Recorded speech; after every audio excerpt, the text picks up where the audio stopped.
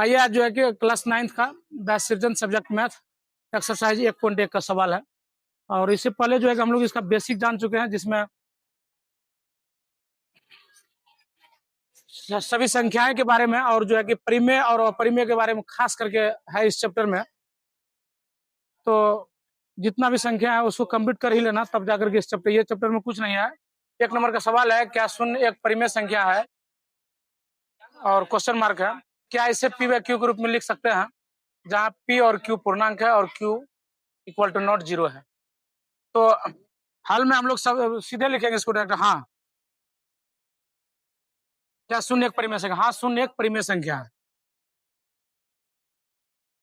शून्य एक परिमेय संख्या है।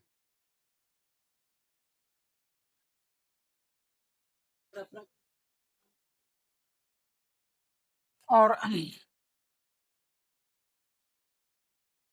0 को पी बाई क्यू के रूप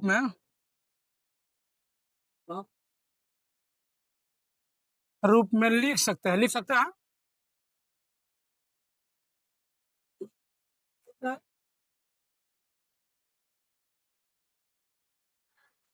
जैसे 0/4 क्या होगा? 0/8 क्या होगा?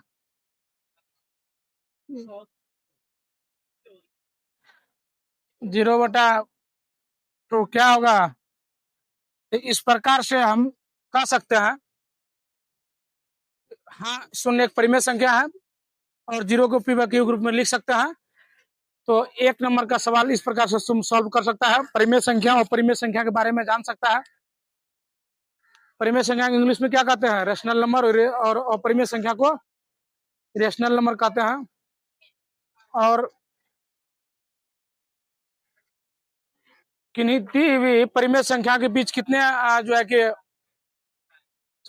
अपरिमित रूप से कितना हो सकता है परिमेय संख्या?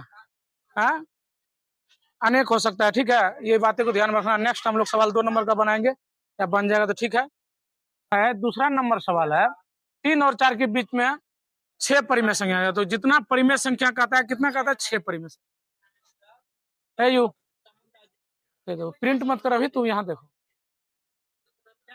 3 और 4 के बीच में 6 परिमेय संख्या निकालना। तो कैसे करेगा? ये जो है कि 6 बोलता है, इसका एक अगला संख्या लेंगे। ठीक है, उनको जो है कि परिमेयकरण करेंगे, अर्थात अंश और हर में क्या करेंगे? गुणा करेंगे उस संख्या से। 6 का अगला संख्या क्या होगा? 7 होगा। तो यहाँ पे लिख दो 3 और यहाँ पर लिख दो 4।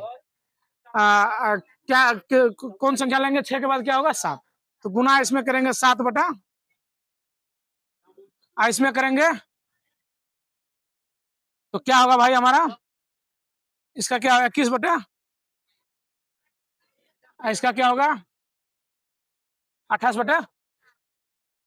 इस बीच में 21/7 और 28/7 के बीच में जो भी संख्या आएगा, 21/27, 21/27 और 28/27, इसको जो है कि हम लोग लिख सकते हैं। क्या होगा? 22/7, 23/24, 25/26 और 28/7। कितना? 1 2 3 4 5। ये कुल कितना बोला था हमें? 6 परिमेय संख्या। और इस तरह से 6 परिमेय संख्या क्या, आप जितना बोले उतना परिमेय संख्या निकाल सकते हैं। इन दोनों के बीच में कितना परिमेय संख्या हम लोग निकाल सकते हैं? 3 और 4 के बीच में अनंत परिमेय संख्या निकाल सकते हैं हम लोग। ठीक है, तो अब तीसरा नंबर सवाल देखते हैं हम लोग।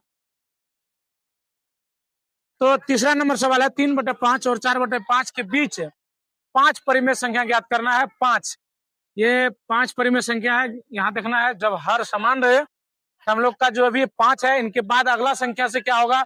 ऊपर नीचे, अर्थात अंश हर में गुना हो जाएगा और इस दोनों के बीच में जो भी संख्या होगा उसको हम लोग लिख देंगे, तो वही हो गया उनका परिमेय संख्या। तो 3/5 लिख देते हैं और यहाँ पे लिख देते हैं 4/5 के अगला संख्या क्या होगा? 6। इस दोनों में जो है अंश और हर में, ऊपर वाले को अंश कहते हैं, नीचे वाले को हर कहते हैं। सिंपल तरीका से ऐसे ही जानो, 6 से गुना करेंगे और इसमें भी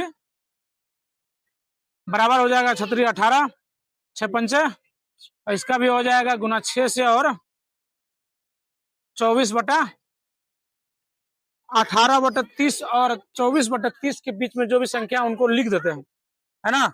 18 के बाद क्या हो जाए 19/20/21/22/23/1 2 3 4 5 हो गया। 5 तुम्हारा ये इन दोनों संख्या के बीच में जो परिमेय संख्या निकला हमारा 5, ये है। नेक्स्ट लास्ट 4 नंबर है, इनको देखते हैं इसके बाद।